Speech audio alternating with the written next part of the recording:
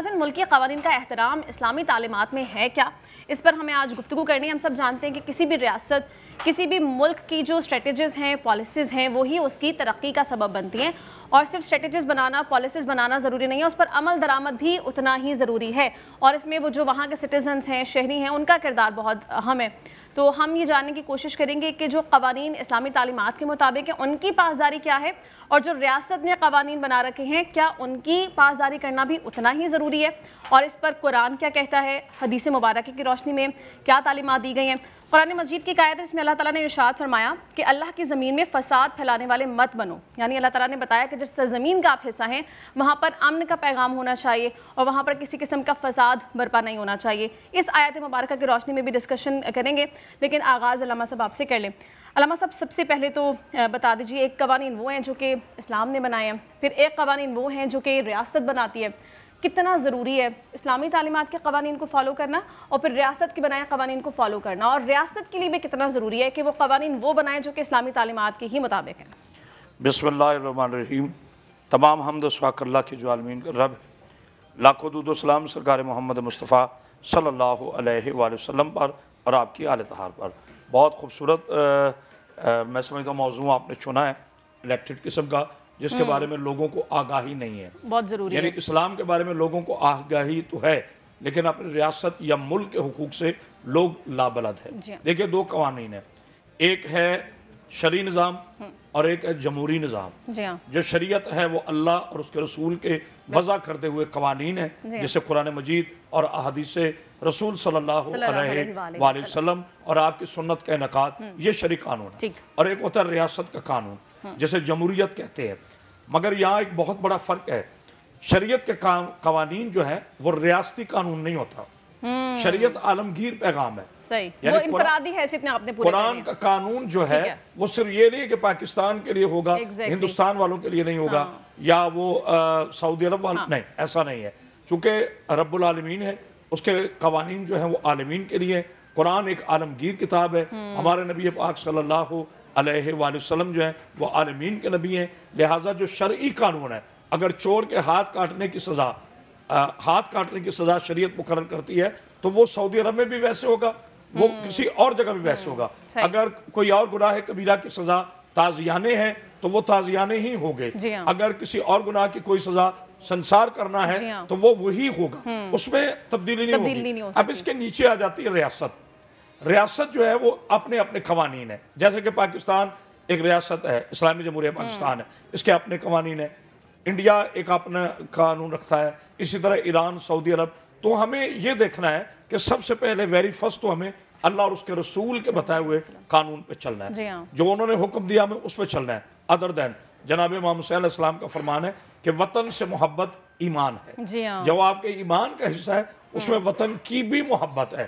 ये नहीं है कि आप शरीयत को तो माने और वतन से गद्दारी करें, ऐसा बिल्कुल कोई गुंजाइश नहीं है। शरीयत के कवानीन हमारे सराखों पर है, मगर इसमें मैं थोड़ी ये वजाहत करना चाहता हूँ, जमहूरियत और शरीयत, इसमें फ़र्क है, स्लाइटली डिफरेंस है। शरीयत जो है ये सिलेक्शन ऑफ गॉड है, ट्रू, और जमहूरियत जो है ये सिलेक्शन ऑफ पब्लिक है।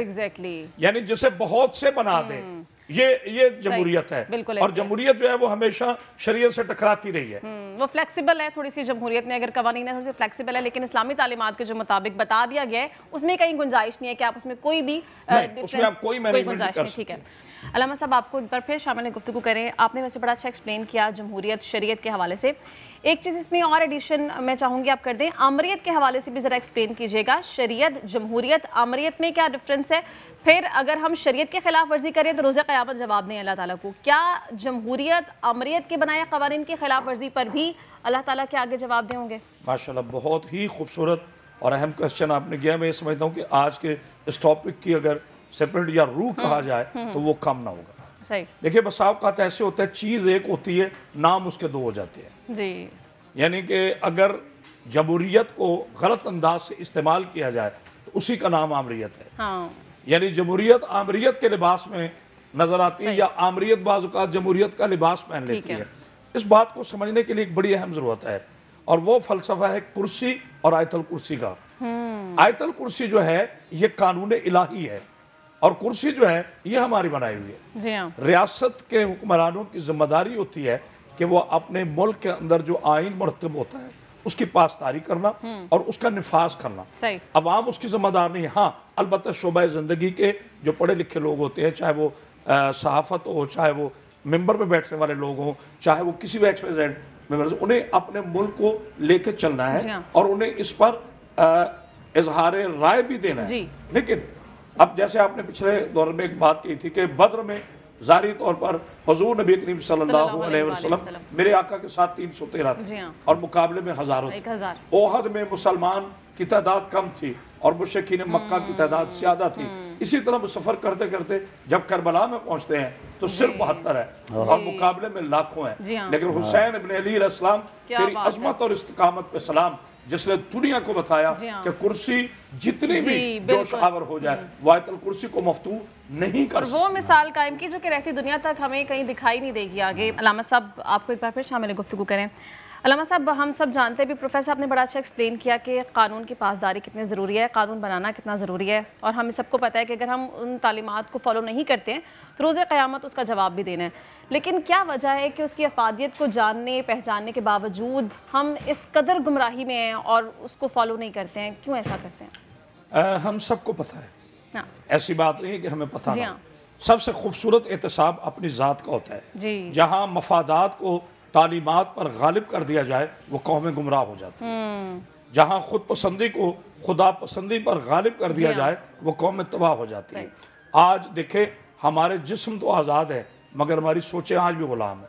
یعنی کوئی دور بیٹھ کر ہماری ڈوری ہلا رہا ہے. تو آج ہم کہاں کھڑے کہاں ہیں؟ آج ہمارے پاس بدن آزاد ہے, خطہ آزاد ہے. میں بلکہ ایک جملہ آپ کے آج اس پروگرام میں بغیر کسی پارٹی کے, میں بالکل بھی سیاست سے میرا کوئی تعلق نہیں ہے, ہم تو ممبر رسول پر بیٹھے ہوئے لوگ ہیں. میری سب کے لیے دعا ہے کہ اللہ میرے پاکستان کی خیر کرے, اس کا اچھا سوچنے والوں کی خیر کرے, اس کے اداروں کو محفوظ رکھے, اس کے پاک وفات کو ہر ایک کو بندہ اللہ اپنی حفظ و امان میں رکھے. لیکن گزارش یہ ہے کہ اتنا خون پاکستان بنانے کے لیے نہیں بہا جتنا خون پاکستان بچانے کے لیے ہمیں بہانا پڑے گا. اب جس نظام میں ہم بیٹھے ہیں, جس سسٹم میں ہم بیٹھے ہیں, آپ یقین کیجئے بیٹا, میری آواز مملکت خدا دے داد تک ہاتھ جوڑ کر کہہ رہا ہوں, یہاں کیا ہے؟ ایجوکیشن یہاں نہیں ہے, یہاں پر بیمار کا علاج نہیں ہے, یہاں پر ہر بندہ خود پسندی کا ترانہ گار ہے, یہاں پر انصاف نہیں ہے. جہاں پہ عدل نہ ہو, جہاں پہ روشنی نہ ہو, جہاں پہ علم نہ ہو, جہاں پہ مروت نہ ہو, جہاں پہ محبت نہ ہو, جہاں پہ شرافت نہ ہو, جہاں پہ عدل نہ ہو, اس کو میں کیسے کہہ دوں کہ میں آزاد ہوں؟ ہمیں اس بات کی سوچنے کی ضرورت نہیں. اس کا ذمہ دار صرف ایک موجودہ حکمران نہیں ہے. اگر اب اس کے تانے بانے دیکھے تو جب سے 47 سے اللہ نے ہمیں یہ عظیم مملکت پاکستان دی ہے, اس کے خلاف گرونا مذاق ہو رہا ہے. کوئی ہمیں چادر و چار دیواری کے نام پہ لوٹ رہا ہے. دیکھا آج ہر بندہ کہتا ہے خزانے خالی. میں تو کہتا ہوں میرا ملک بہت امیر ہے. اگر ورلڈ لیول پہ دیکھا جائے, دنیا کے گلوب پہ دیکھا جائے, تو میں پاکستان سے زیادہ کسی کو امیر ہی نہیں مانتا کہ اس کو لوٹنے والے کھا کھا کے تھک گئے ہیں. ریسنٹلی ایک انٹرنیشنل رپورٹ تھی جس میں بتایا گیا کہ چیریٹی کے لحاظ سے پاکستانی نمبر 1 ہے, کہ وہ چیریٹی دینے میں سب سے زیادہ دل رکھتے ہیں. اتنے خزانے ہیں اس ملک میں, معدنیات کو آپ دیکھ لیں, ویسے آپ دیکھ لیں اتنے خزانے کہ ہم اس کا انکار نہیں کر سکتے. علامہ صاحب اس پہ بھی تھوڑی روشنی ڈالیے گا کہ ہم دور خلافت کا بھی ذکر کر رہے تھے. حضرت عمر کے دور میں ہم نے دیکھا روزگار الاؤنس کا قانون وہاں پہ بنا, ٹیکس سسٹم کیا ہوتا ہے وہ انہوں نے متعارف کروایا. پھر کوئی کمزور ہے, کوئی معذور ہے, اس کی ذمہ داری ریاست پر عائد ہوتی ہے, یہ انہوں نے بتایا.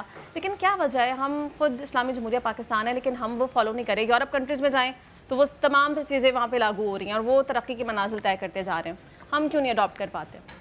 میں نے پہلے بھی آپ سے یہ عرض کیا, اور جناب علی علیہ السلام کا بھی اگر ہم دور حکومت دیکھتے ہیں تو اس میں بھی ہمیں یہی ملتا ہے کہ یہ وہ ذات مقدس سی جناب علی علیہ السلام کے. اگر ہم دیکھیں انا مدینۃ العلم و علی بابوہا, میں ان کا شہر ہوں, علی اس کا دروازہ ہے. انہوں نے حدیں تجاوز نہیں کی, انہوں نے عدل کو قائم کیا. ائمہ اہل بیت کی زندگی اور سیرت کو آپ دیکھ لیں, سرکار ختم مرتبت صلی اللہ علیہ وسلم کا آپ میرے آقا کا دین دیکھ لیں, تو اس میں جب حضور فاران کی چوٹی پہ, یہ بڑا خوبصورت فقرہ میں ہدیہ کر رہا ہوں, آج کی پوری گفتگو پروفیسر صاحب کی نظر کر رہا ہوں. میرے آقا نے آتے ہی جب اعلان نبوت کیا ہے تو اس سے پہلے जनाब आदम की तरदीद नहीं करी, जनाब नूह की तरदीद नहीं करी, जनाब इब्राहीम की तरदीद नहीं करी, बल्कि तमाम अंबिया के पैगाम को सराहा और कहा जो मुझसे पेशतर अंबिया आए उन्होंने कमाल अपनी अपनी जिम्मेदारी निभाई और मैं उनके पैगाम को इकट्ठा करके खत्म नबूवत के तौर पर ये पैगाम देना चाहता हूं। यानी नबी की सीरत में क्या करी कि तनकीद ना करो, तामीर करो। हम तनकीद के खंजर तामीर के गले पे चलाकर इस मुल्क को, इस रियासत को ज़ाया कर रहे हैं और 3 चीज़ों से हम क़यामत तक शायद जान न छुड़ा सके, सियासत का फ़िरका, मसलक का फ़िरका और ज़ात का फ़िरका। इन तीनों खौलों से जब उम्मत बाहर आ जाएगी तो इंशाअल्लाह ताला वो वक्त दूर नहीं है कि जब ये रियासत बारूद नहीं उगलेगी बल्कि हर तरफ से दुरूद की सदा आएगी, मोहब्बतें फैलेंगी।